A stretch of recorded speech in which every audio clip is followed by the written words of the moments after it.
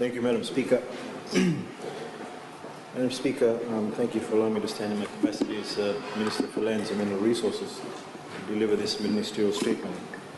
Madam Speaker, it gives me great pleasure to inform this House on the recent updates by the Geospatial Division.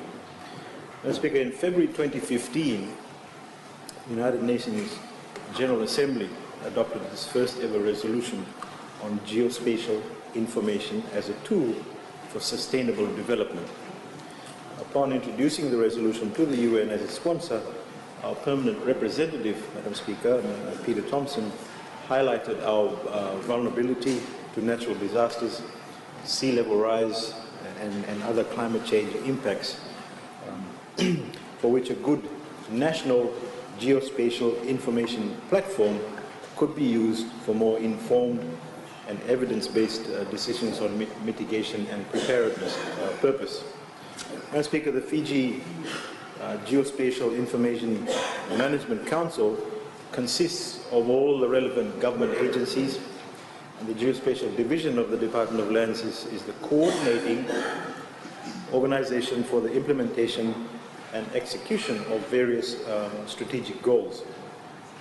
The Council, Madam Speaker, meets every quarter and holds the National Geospatial Information Management Conference annually to promote information sharing and highlights the needs of the GIS industry and promote national economic development. Madam Speaker, in partnership with the SPC, the Ministry, through our Geospatial Division, recently launched the Pacific Geospatial System and Remote Sensing Council. In addition to our contributions, the Permanent Secretary of the Ministry of Lands and Mineral Resources is made trustee of the Council, including geospatial officers as board members.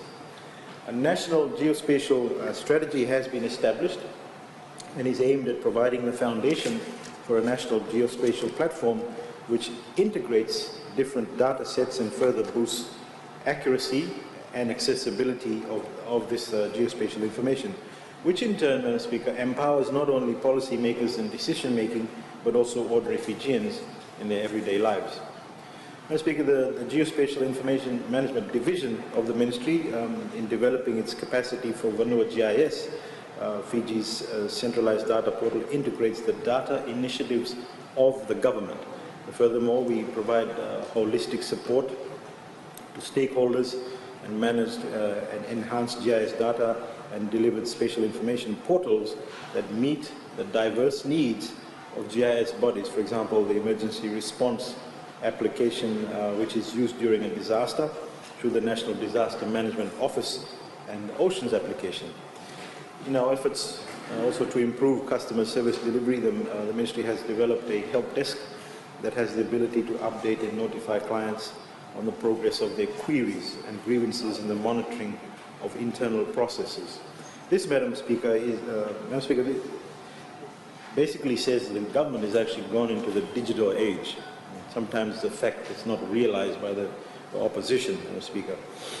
In addition, the Ministry has an in-house portal which is called FLIP, which is a Fiji land information portal with the objectives of providing relevant data to all the internal stakeholders for analysis purposes on state land leases, and this data basically consists of state land information, current arrears, rental assessments, etc., etc. Madam Speaker, as the Ministry's commitment to the Fiji Geospatial Information Management Council, multi-spectral satellite imageries were purchased and distributed to all the Council members, and this is basically to improve, Madam Speaker, data analysis and visualization that assist planning and decision making. Ministerial also has embarked on a common sensing project, Madam Speaker, in collaboration with the United Nations Institute for Training and Research, and also the Operational Satellite Program, which is known as UNOSAT, and the UK Space Agency's International Partnership Program. The objective being to improve resilience towards climate change, including disaster risk reduction, and contribute to sustainable development in 3 small island developing states, Fiji, the Solomon Islands, and Vanuatu. And activities will be implemented in support of national agencies and regional Commonwealth structures. This particular common sensing project, Madam Speaker, aims to provide the tools, information and the building of capacity within the country. This is enabled by Earth observation technology to improve resilience to the effects of climate change in the small island developing states. In the application, 3 priority areas were identified, Madam Speaker. One was the vulnerability to hydrometeorological and geophysical disasters, cyclones, floods, droughts, and landslides. And 2 was for food security and maritime sector efficiency. And overall, thirdly, overall vulnerability to climate change. Madam Speaker, the name common sensing actually derives from the word Commonwealth remote sensing. And the earlier mentioned objectives will be achieved through the direct interaction and existing programs with the Commonwealth Secretariat, including the Climate Finance Access Hub. And activities will be implemented in support of all the national agencies and regional Commonwealth structures. Madam Speaker, just to clear the air on some issues that were raised by Honourable Blaki Barata on Monday afternoon, and especially I'd like to reiterate something since I highlighted in last Friday's very short parliamentary session the updates on the fair share of royalty provision in the Constitution. Madam Speaker, as I alluded to earlier, and I know it was late in the afternoon, we were trying to finish it quickly, but for the sake of thoroughness, Madam Speaker, the Cabinet paper, after thorough consultation with respective stakeholders, is now in its final stages and ready for submission to Cabinet, Madam Speaker. This was never done by any previous government, Madam Speaker. And yet, you know, Madam Speaker, I always update the House with respect to fair share of royalty. They think that it's something that they can pluck out there and do it really quickly. There we go, Madam Speaker, there's your answer. Refusal to listen. Madam Speaker, makes me wonder, Madam Speaker, whether, you know, we've actually gone into the digital age and sometimes it feels like they're still playing marbles. Madam Speaker, the Honourable Member mentioned also about prospecting licenses. Prospecting licenses, Madam Speaker, is given by the Ministry over Native Land. Madam Speaker, the licenses given are authorized under the Mining Act. And as a member of the Natural Resource Standing Committee, I think the Honourable Member is fully aware of this. The Ministry, obviously, and government, Madam Speaker, respects the rights of ownership of native land owners. And as a matter of fact, this is the only time I think they've been given the kind of respect that they deserve, Madam Speaker. There is no, we don't hide anything, Madam Speaker, there is no issuance of licenses to prospecting companies without the proper consent and support of the landowners registered in the VKB, Madam Speaker. This is in the checklist for special prospecting license applications on any prospective area in Fiji. Madam Speaker, for the landowner's consent to be sought, the company and the community liaison unit of the ministry with certain government departments have to, it is a must, they have to conduct consultations and, Madam Speaker, awareness programs to all land-owning units which are within the tenure area that is being applied for.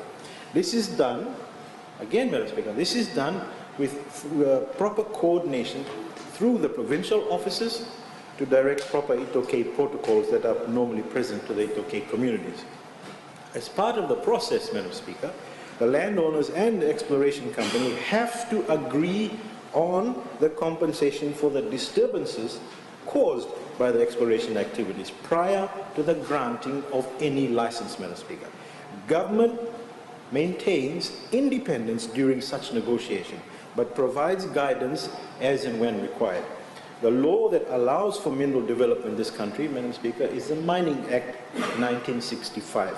And under this act, all minerals are vested to the state, irrespective of where it naturally occurs.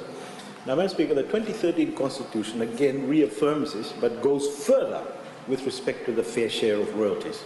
Madam Speaker, my ministry acknowledges that there are resource owners to the land where minerals occur and ensures that their right to their land remains, Madam Speaker, and are not restricted in any way through the grant of exploration licenses. Similarly, landowners also do acknowledge that the minerals that are vested, minerals are vested to state, and state has the legal mandate to develop such mineral resources for the benefit of all.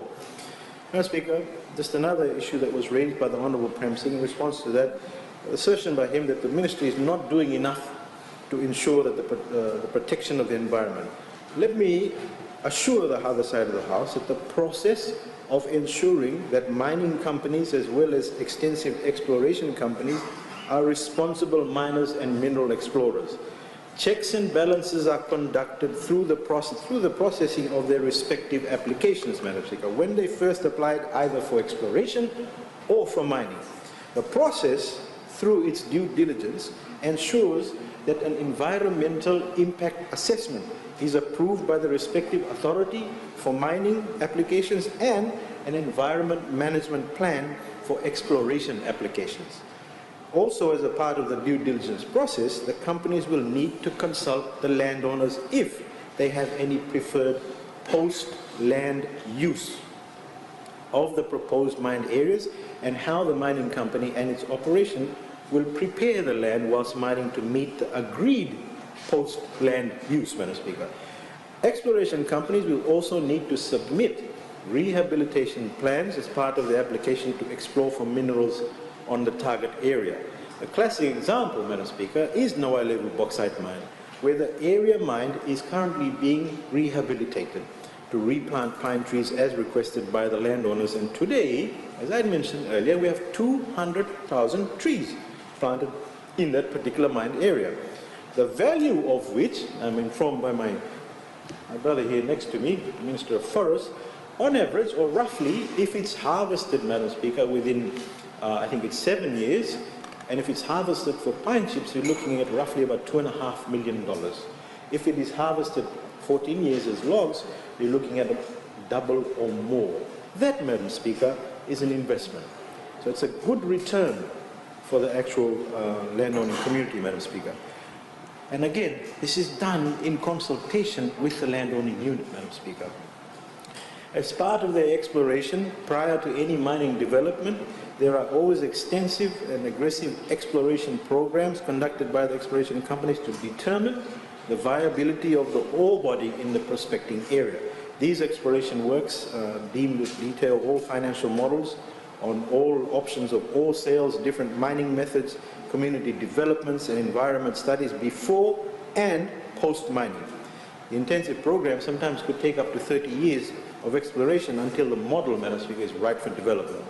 When applications are received by the Director of Mines, all detailed assessments are conducted to verify and confirm high confidence level in the viability of the resources, with all investment and development risks at minimum level, Madam Speaker.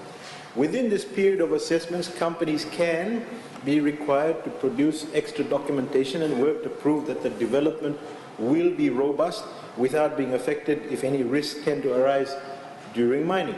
Therefore, aforementioned process, Madam Speaker, takes time due to the determination of the robustness of such a mining business that should operate throughout the full term of the mining lease.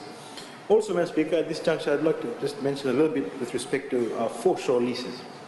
The Ministry policy now is a shift from the original one-off lump sum payment of compensation for loss of traditional fishing rights, which would be for the term of the foreshore lease.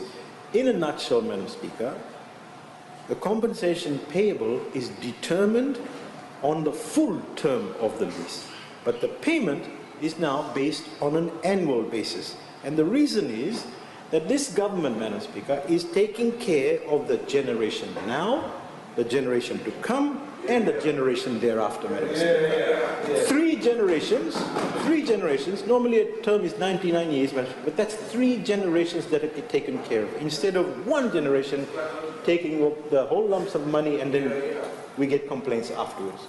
So this method and this policy is what exists at the moment, Madam Speaker. Madam Speaker, the Honourable Dulaki Virata knows full well that compensation for loss of traditional fishing rights is a completely different paradigm from that of land ownership valuations. You should know, Madam Speaker, is a valuer. And to dwell solely on the loss of traditional fishing rights without disclosing possible financial and social empowerment opportunities brought about by foreshore developments is quite a distortion of some sort, Madam Speaker. The past practice where the Agricultural Tribunal determined compensation for loss of traditional fishing ground was based on the collection and analysis by the Department of Fisheries that was housed under the Ministry of Agriculture at that time. Madam Speaker, I have nothing but respect at the moment for the fisheries experts within the Ministry of Fisheries, Madam Speaker. I know for a fact that the Ministry continues to train and to empower its personnel, right, both in-house and internationally, to ensure that our fisheries experts, Madam Speaker, are on par with global trends and developments on the sustainable management of our marine ecosystems.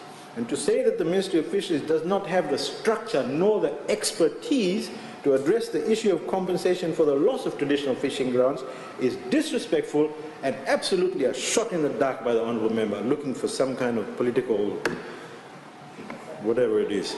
Madam Speaker, with respect to gravel extraction licenses, I'd like to focus on the rehabilitation provisions of gravel and sand extraction license.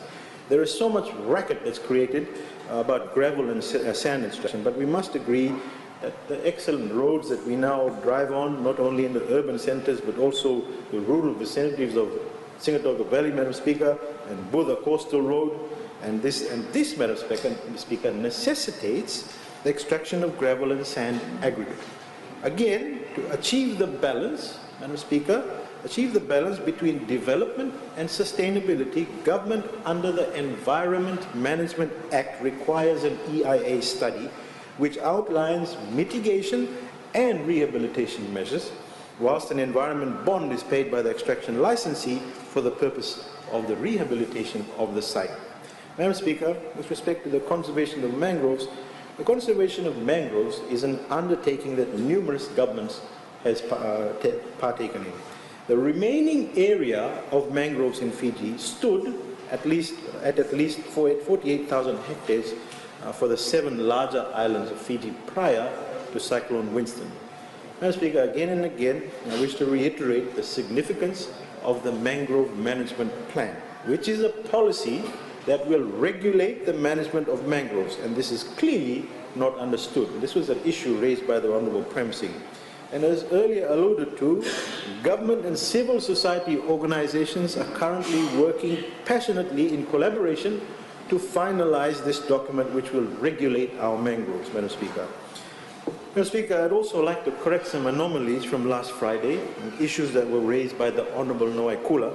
And let me say quite clearly, he's not here, Madam Speaker. The Fijian government's ambition and intention is to achieve and secure the best possible deals for the landowners who have voluntarily deposited their land for investment purposes. This is, I'm talking about bauxite mining, through provisions of the Land Use Act. Government and its relative arm did all that it could to ensure that they received the right advice at Noai level, the right assistance to ensure that they invested their money properly. And as an example, and I'll say it again, the traditional fishing rights owners got their Ngoli compensation, and they invested it, for which they will reap rewards. Reflecting on the importance of land governance in the development agenda for best utilization of economic returns received by the Noai level and Navakasinga landowner units, progressed concerted efforts between the Ministry of Lands in collaboration with the Commissioner Northern's office successfully coordinated financial workshops pre and post leasing periods, and this was on the 23rd or 24th of June 2011, to empower the landowners, Madam Speaker, on the role of trustees, investment and business opportunities available which could be explored by the resource owners, including bookkeeping. The Landowners Consultation Workshop is also an annual event conducted by the Land Use Division to ensure appropriate trainings and awareness is well executed to build capacity and encourage partnership with landowning units to create locally appropriate investment solutions. To ensure landowning units, Madam Speaker, are efficiently updated and trained, a progressive financial literacy workshop to the 4 landowning units in Noai Levo Village was conducted on the 2nd of February 2017 with 70 members in attendance. Numerous financial institutions were engaged to conduct the financial literacy workshop from Noai Village. These institutions, Madam Speaker, included the Fiji National Provident Fund, the Reserve Bank of Fiji, the Bank of South Pacific, a Life Insurance Corporation of India, and the Unit Trust of Fiji. This workshop was a success in upholding the definition, again, of future generation funds, the need to foster holistic livelihoods, projects to benefit the former Tangalis and the women and their family members, the integration of sustainable development. Madam Speaker, to date, the Future Generation Funds have received for former Tangalis the sum of 1.6. Thank you, Madam Speaker. They don't like hearing the truth.